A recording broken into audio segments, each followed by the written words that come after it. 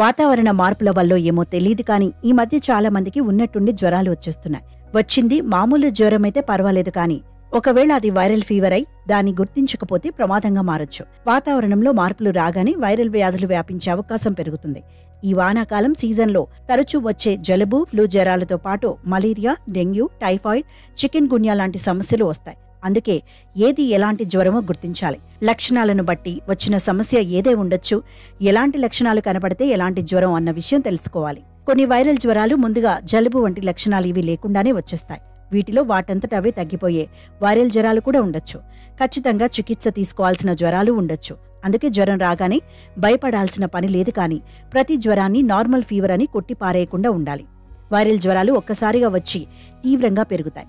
ఈ జ్వరం 102 డిగ్రీల కంటే ఎక్కువగా ఉండొచ్చు. తీవ్రమైన తలనొప్పి, ఒళ్ళు నొప్పులు, నీరసంతో లేవలేకపోవడం ఇలాంటి లక్షణాలు కనిపిస్తాయి. కొంతమందిలో ఒంటి మీద దద్దుర్లు, వాంతులు, విరేచనాలు కూడా రావచ్చు.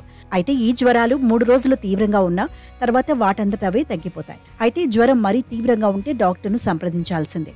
డాక్టర్ లక్షణాలను బట్టి అది ఏ జ్వరమో గుర్తిస్తారు. తీవ్రమైన ఒళ్ళు నొప్పులు, కళ్ల వెనుక నొప్పి ఉంటే అది డెంగ్యూ కింద లెక్క. జ్వరం తాత్కాలికంగానే ఉండి కీళ్ల నొప్పులు తీవ్రంగా ఉంటే అది చికెన్ గున్యా. ఇలా లక్షణాలను బట్టి కొన్నిసార్లు రక్త పరీక్షలు చేసి జ్వరాన్ని గుర్తిస్తారు.